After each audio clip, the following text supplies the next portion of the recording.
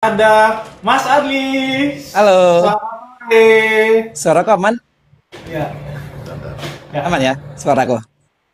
Iya Mas, terima kasih sudah bergabung dengan Medcom untuk ngobrol-ngobrol di TikTok kita. Ini Ya, Mas siap, Adli, siap. ini kan kita ceritanya nih Mas Ali kan satu keluarga nih jadi afiliator TikTok nih, ini menarik Iya. sekali nih sampai bisa satu keluarga dan semuanya, bahkan Mas Ali sudah sempat cerita juga di TikToknya Mas Ali bahwa semuanya bisa cuan. Nah Mas, bisa ceritain nggak sih awal mula Mas Adli memilih untuk menjadi afiliator TikTok dan akhirnya apa yang jadi motivasi Mas untuk jadi afiliator di TikTok ini? Oke, jadi sebenarnya aku ini salah satu alumni COVID-19. Jadi aku sebelumnya adalah salah satu mantan pedagang di Tanah Abang, jualan batik, jualan brokat. Aku 8 tahun lebih dari Tanah Abang. Tiba-tiba saat itu COVID-19. Dagang aku adalah brokat, baju muslim untuk keperluan pernikahan. Nah, saat itu pemerintah tidak memperbolehkan namanya perkumpulan, termasuk pernikahan. Ada namanya Ya. PSBB. Jadi saat itu aku juga jualan di Shopee, dan itu aku tidak bisa jualan sama sekali karena bajunya aku untuk keperluan pernikahan, walaupun aku bisa jualan online. Nah, akhirnya di situ aku selama 1 tahun kena COVID, seluruh uangnya aku udah pakai untuk bertahan hidup gitu. Nah, aku terus lagi pusing nih gimana cara nyari buat bisa ngebangun lagi karena aku masuk di Shopee udah nggak bisa lagi. Nah, aku coba peruntukan jadi sebagai konten kreator di TikTok. Dalam keadaan yang titik paling rendah saat itu minus 14 juta, istri lagi hamil usia 6 bulan, anak mau sekolah, dan 5 bulan aku nggak pernah ngasih bulanan istri. Aku mulai TikTok dalam keadaan seperti itu. Yang aku dulu pengen jadi seller, pengen belajar penjual gitu, tapi ternyata aku tidak bisa menjadi seller. Dan akhirnya aku mencoba pertama kali jadi konten kreator di Oktober 2022. Yang aku review barang-barang home living, apapun barang yang ada di rumah, aku latihan untuk review produk, sampai akhirnya di bulan kedua aku pindah jadi kategori elektronik. Ini berarti memang pada saat itu terpaksa kondisi ceritanya awalnya itu ya, Betul. terpaksa kondisi akhirnya coba-coba dan malah keterusan nih sebenarnya mungkin teman-teman sobat Medcom semua penasaran sebenarnya jadi afiliator itu ngapain aja sih Mas? Bisa diceritain nggak sebenarnya jadi afiliator di TikTok itu ngapain sih?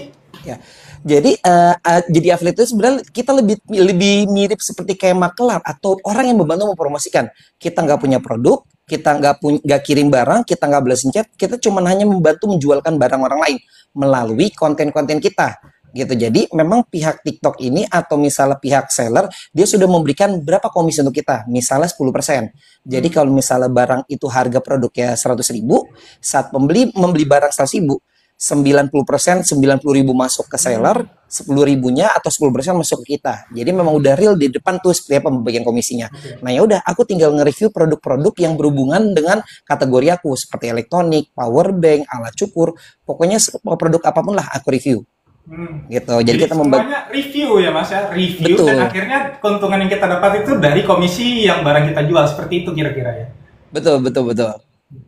Mas, ini kan apa yang membuat ini banyak orang yang penasaran juga nih. Ini kan banyak afiliator. Nah, Mas Adi sendiri sebenarnya apa yang akhirnya membuat Mas Adi ngajak keluarga ikut jadi afiliator? Nih banyak orang penasaran nih soalnya kan satu keluarga nih Mas nih. Iya, iya, iya. Pertama, aku cerita dulu ya. Jadi ada dua kasus Iya. untuk adik aku sama orang tuaku gitu. Oke. Jadi untuk yang kasus adik aku sebagai affiliate, keluargaku tahu aku sebagai VTP, aku tidak pernah membuka isi dapurnya aku kepada keluarga. Jadi mereka nggak tahu berapa sih yang aku dapatkan selama 1 bulan. Ternyata waktu itu orang tua datang ke rumah, dia ngeliat dashboardnya aku berapa yang aku dapatkan, cerita kepada adik aku, dan di situ panas. Karena saat itu adik aku masih dagang di Shopee gitu. Ternyata Oke. yang didapatkan yang aku di sebagai content creator ini lebih besar dibanding adik aku yang sebagai seller. Akhirnya mencobalah jadi affiliate. Dan bukan cuma adik aku juga manasin orang tuaku. Karena sampai sekitar 1 tahun terakhir sebelumnya, itu di 2024, orang tuaku masih dagang di Tanah Abang. Yang aku bilang, Tanah Abang ini akan makin turun, bukan naik lagi. Sedangkan sewa kios mahal, terus juga ada karyawan. Oke, karyawan kita sewa selama setengah tahun, apakah pas udah setengah tahun kita lepas bisa? Kan nggak bisa, harus tetap didampingin terus. Nah, sedangkan kalau konten kreator, kita bikin konten, itu bisa jadi passive income. Kita bikin konten sebulan, 2 bulan, 3 bulan, kita nggak sempat bikin konten, uang masih tetap masuk dari konten-konten itu berjalan. Nah, pertama orang tua aku nolak banget, karena memang dari aku kecil, memang orang tua aku basic di offline, dia produksi, dia dagang ke toko, dia ngobrol, dan sekarang tiba-tiba di online itu kan kayak nggak kerja, cuma bikin Oke. konten, ngomong depan kamera gitu. Awalnya masih terjadi penolakan, tapi aku tetap support terus, karena bagaimanapun juga orang tuaku udah usia, udah umur, apalagi yang paling besar adalah bokap aku, udah sekitar 65-an. makin nggak ada kondisinya untuk bawa mobil ke Tanah Abang lagi yang macet-macetan. Ya udah, kenapa harus dipaksakan? Sedangkan anak-anaknya aja udah bisa berkembang dengan cara dia sendiri, dan gak mungkin anaknya juga ke Tanah Abang. Aku sudah sebagai konten kreator juga. Ya udahlah, yuk Bun, coba di konten kreator ini besar. Bunda bisa kok. Aku ngajarin kayak gitu. Akhirnya aku panasin terus. Akhirnya nyokap mau mencoba jadi konten kreator. Iya. Mas, ini mungkin tadi sempat bilang juga nih, adeknya kan ke kompor juga nih gara-gara pas Mas Adli bilang ini untungnya lebih gede loh. Bisa di-spill nggak sih dapat komisi paling gede itu berapa waktu itu? Kalau aku stabil di atas di 100 juta per bulan. 100 juta sebulan. Iya. Itu dari sebulan benar-benar review produk dapat komisinya. Iya. Oke. Nah, ini tadi Mas Adli juga bilang juga nih, kan memang ada kendala-kendala ya. Salah satunya kan ketika mengajak orang tua dan ngempor-ngemporin orang tua untuk jadi affiliate-nya TikTok, itu memang kebiasaan. Nah, ada nggak sih kendala-kendala lain di awal ketika mengajak orang tua terutama, dan apa sih yang dirasakan oleh orang tua sekarang setelah melewati kendala-kendala yang akhirnya bisa diatasin itu? Komunikasi kita adalah lintas generasi. Kayak aku generasi milenial, ada yang adik aku generasi Gen Z, terus ada orang tua aku generasinya udah mungkin generasi baby boomer gitu kan. Yang basicnya dulu nggak ada namanya online. Oke, online masuk e-commerce gitu kan, masuk ke Shopee, masuk ke TikTok, tapi kan jadi sebagai penjual. Tapi untuk bikin konten ini adalah suatu hal yang new banget, yang bahkan belum pernah orang tua aku rasakan dari zaman dulu, bikin konten seperti ini. Jadi masalah terbesar aku adalah untuk meyakinkan orang tua adalah lintas generasi ini. Yang orang tua tuh ya secara umur udah umur 50-an, udah punya cucu 4 gitu kan. Apa bisa jadi konten kreator? Ngomong depan kamera emang pede, emang bisa? Nggak bisa, nggak bisa. Nah, aku selalu meyakinkan mulu, bisa Bun, bisa. Masanya nggak ada yang bisa. Orang Bunda ngomongnya lancar dan lain-lain. Jadi masalahnya adalah orang tua aku punya mental block yang besar banget. Mental block itu adalah selalu bilang, aku tidak seperti anak aku tidak seperti Adli, aku tidak seperti ini. Adli mau udah besar, bisa ngomong ini. Lah, Adli kan juga bukan siapa-siapa Bun. Bahkan waktu pas berutang pertama kali, minjem orang tua. Aku minjem sama orang tua aku sendiri sampai akhirnya sekitar 12 bulan baru kebayar itu utang. Nah itu aku bilang, ayo coba dicoba dulu. Ya pertama tolak-tolak mulu, akhirnya nyerah terus lah, aku tetap komporin terus. Akhirnya mulai komporin terus ya. Iya. Dikomporin terus akhirnya sukses. Nah ini kan akhirnya Bang Adli sukses ya, akhirnya mengajak orang tua, bahkan adik juga jadi afiliator juga, orang tua jadi afiliator juga, dan akhirnya cuan juga kan semuanya. Nah Mas Adli bisa dibagiin nggak di-share ke teman-teman tipsnya? Ini kan kesalahan apa sih yang sering dilakukan oleh seorang afiliator di TikTok itu? Nah ini kan Bang Adli, kalau dilihat-lihat banyak juga nih komen-komennya, Bang Adli mentor terbaikku nih, aduh. Ini bisa diceritain nggak sih Mas? Apa sih sebenarnya yang jadi yang sering kesalahan-kesalahan di awal orang ketika menjadi affiliate?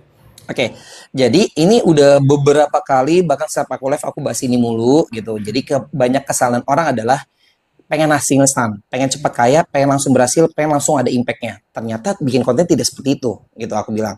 Jadi kayak adik aku selalu ultimatum berkali-kali dari awal bikin konten. Mir, Samira bukan konten kreator. Samira tidak pernah bikin konten, tidak pernah bikin jual ini. Jadi dari pas awal bikin konten, untuk apa? Untuk belajar bikin konten dulu. Belajar review, belajar public speaking, belajar hook itu kayak gimana, problem solving gimana, belajar terus bagaimana bikin konten. Nah, sampai akhirnya adik aku udah terbiasa gitu kan. Kalau misal konten Samira udah bagus, orang datang sendirinya. Terus pembeli juga datang sendirinya, follower juga datang sendirinya. Kenapa? Karena mereka nonton konten Samira, bukan karena follower Samira, bukan ini. Jadi latihan terus bikin konten. Jangan harapan jualan dulu. Kasarnya mohon maaf, aku bilang sampai adik aku begitu. Aku tuh the point. Kasarnya sadar diri. Samira pemula jangan mengharap kayak Bang Adli kayak yang sekarang, aku bilang kayak gitu. Aku bilang kayak gitu. Nah, sama dengan orang tua aku. Orang tua aku pertama kali bikin konten ini di ruangan ini, datang ke rumah aku ngobrol gitu kan, bikin konten, bahkan itu nggak boleh dilihat. Dia bikin konten depan kamera, aku ngeliatin, nyokap aku malu gitu, nggak mau, nggak pede diliatin itu. Awalnya memang berasa aku banget, sekarang udah jauh lebih luas, udah terbiasa seperti itu. Nah ya memang seperti itu, butuh proses, nggak mudah, nggak instan, nggak cepat juga. Nah tapi dengan semakin kita sering latihan, akhirnya terbiasa. Nah yang jadi masalah ini pemula ini adalah tidak punya skillnya, tidak punya kemampuan, terus nggak mau belajar, tapi seakan-akan gue udah bikin konten, udah pakai musik, pakai video, udah begini, gue udah ngerasa udah bagus, tapi kok nggak ada yang beli. Lalu menyalahkan adalah algoritma, menyalahkan hal yang lain. Nah itu yang terjadi di para affiliate pemula yang sering banget aku temuin. Nih Mas Adli kayaknya katam banget nih soal jadi afiliator nih, katam banget dari tadi lancar banget ngomongnya. Mas, ini kan Mas Adli awalnya kan memang jadi afiliator, kemudian ngajak, dan belakangan ini kan jadi sering ngajarin orang juga nih jadi afiliator. Ini sebenarnya kenapa bagi-bagi ilmunya gara-gara ada yang ngomong, Mas ajarin dong, atau gimana sih? Ada ceritanya nggak Mas di balik itu? Kenapa sekarang jadi sering ngajarin orang nih? Ya, jadi sebenarnya gini, ini adalah salah satu berkat mentor sekaligus sahabat dan guru aku juga, yaitu Mas Bierto, SD1M. Jadi gini, aku ini seorang afiliator. Aku tiap hari kerja aku bikin konten. Dan ternyata memang tulisan aku, penjelasan aku, setiap aku share itu memang bagus. Aku punya grup teman-teman top kreator. Mas Bierto sempat pernah bilang waktu itu kita di Bintaro, bilang gini, Dli, tulisan lu bagus, penjelasan bagus. Kalau lu cerita sama gua, kalau lu cerita sama adik lu, kalau lu cerita sama nyokap lu, yang mendapatkan manfaat cuman 1-2 orang. Sedangkan banyak orang di luar sana yang pengen dapat manfaat dari lu juga. Nah, lu share lah seperti itu, Mas Ber. Gue ini afiliator. Kalau gue bikin market edukasi, ya waktu gue terbagi dong kayak gitu. Dan gue ngapain? Gue mendingan bikin konten. Jelas masuk. Ya udah nggak apa-apa. Lu bikin berbayar aja. Maka aku bikin namanya wadah, namanya Storybook, grup di Telegram. Nah, memang tidak terlalu mahal. Yang aku bikin biar bisa jangkau banyak orang, dan situ jadi aku melakukan kegiatan kayak share berbagi informasi ya tidak sia-sia, karena kayak ini jual beli. Aku mendapatkan uang teman-teman dan teman-teman juga mendapatkan ilmunya aku, jadi saling memberikan. Nah ternyata dari situ impactnya luar biasa banget, dan banyak yang akhirnya mulai terbantu dari aku gitu kan. Yang sampai aku cerita ada Bang Ateng Pahaman yang seorang buruh pabrik yang dia dulu untuk kerja aja harus nyogok 5 juta, sekarang dia bisa menghasilkan komisi 5 juta. Lalu ada Bang Agus Nats, itu orang di Jawa Timur kalau nggak salah. Dia sebelumnya ojek online, nyari 100.000 sampai aja nyari 100.000 aja sampai malam dia bilang. Dan saat itu waktu pertama kali dia bilang udah nyampe 500.000 per hari. Bahkan update terakhir dia udah nge-share 1 minggu udah 20 juta. Dan itu sebagai kesenangan, bukan kesenangan apa ya, ngerasa jadi bermanfaat untuk banyak orang. Karena kalau aku seorang muslim, aku yakin, jadi saat di agama Islam kan disebutin, saat kita meninggal akan ada terputus amalan kita kecuali 3 hal. Anak soleh mendoakan, ilmu yang bermanfaat, dan harta yang jariah. Ilmu bermanfaat ini bukan cuma sekedar ilmu agama, termasuk bagaimana ilmu untuk mencari rezeki, untuk membuka pintu rezekinya Allah saat dia menafkahkan anak dan istri. Dari salah satu mungkin ilmunya aku, insya Allah aku juga mendapatkan pahala yang sama. Itu sih, makanya pas aku bikin storybook dan ngajak teman-teman, penjualan aku dan komisi aku justru malah meningkat drastis saat jadi kayak Allah membuka pintu rezeki aku jauh lebih besar lagi. Ini Mas Adi, ini kan Mas Adi udah lama juga ya terjun jadi afiliator di TikTok ini. Nah, ini kan semakin banyak nih orang yang jadi afiliator. Nah, Mas Adi kan juga bilang nih, kayaknya cuannya menjanjikan. Ini apakah kedepannya tetap akan menjanjikan atau gimana sih insight-nya Mas Adi? Apakah bakalan tahun ini bakal tetap cuan ya, atau ada tren-tren baru mungkin? Oke. Jadi justru sekarang malah eranya 2025 bukan satu ratus bukan turun, malah justru eranya. Yang kita tahu 5-6 tahun yang lalu belum ada lapangan pekerjaan sebagai afiliat. Belum ada TikTok affiliate, belum ada Shopee affiliate. Tiba-tiba sekarang kebuka lapangan pekerjaan terbaru, yaitu sebagai affiliate.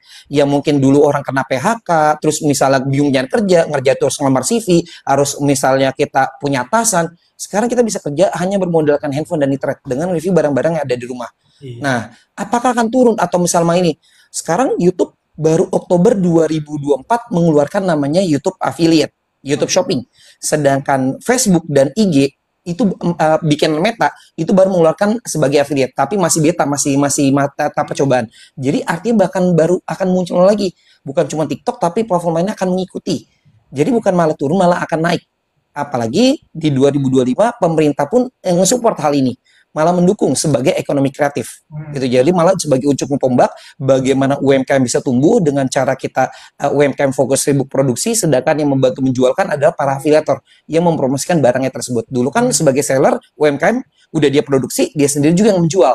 Nah, jadi udah dia produksi sebagai bikin produksi, dia juga harus sibuk menjual. Sekarang udah nggak produksi, ya tinggal serahkan aja kepada orang yang terbiasa menjual barang itu, seperti afiliator. Bang Adli, ini terakhir nih, mungkin untuk sobat-sobat Medcom, teman-teman yang penontonnya Bang Adli juga yang lagi menikmati obrolan kita. Ini pesan Mas Adli untuk afiliat pemula atau yang baru memulai tapi takutan nih, atau ragu-ragu mereka mencoba masuk nggak ya? Nah ini bahkan mungkin untuk orang tua ya, ini Bang Adli kan sudah sukses membuktikan bahwa sebenarnya nggak ada batasan umur untuk jadi affiliate, itu nggak ada cerita, semuanya bisa jadi affiliate. Apa pesan Bang Adli untuk teman-teman semua?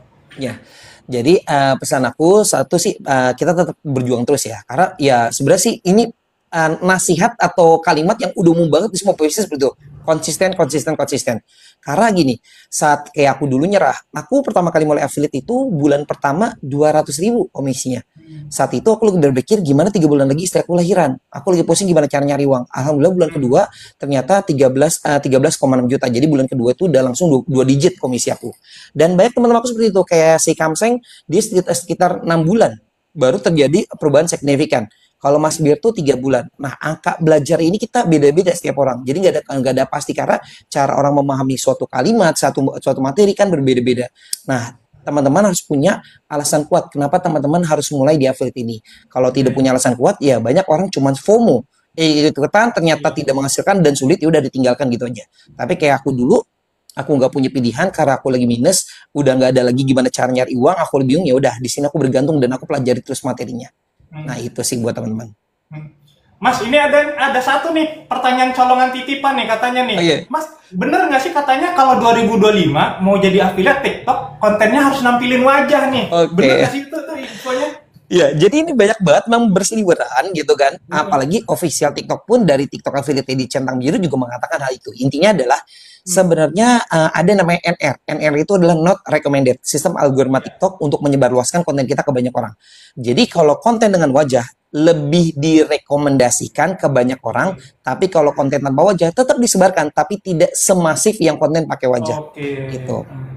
Oke, terima kasih Mas Adli udah Siap. kasih insight, udah berbagi pengalaman dengan sobat-sobat Medcom semua. Terima kasih juga buat teman-teman yang sudah nonton di TikTok kita. Sampai ketemu lagi di FOMO berikutnya. Terima kasih Mas Adli. Siap. Sukses selalu. Ya.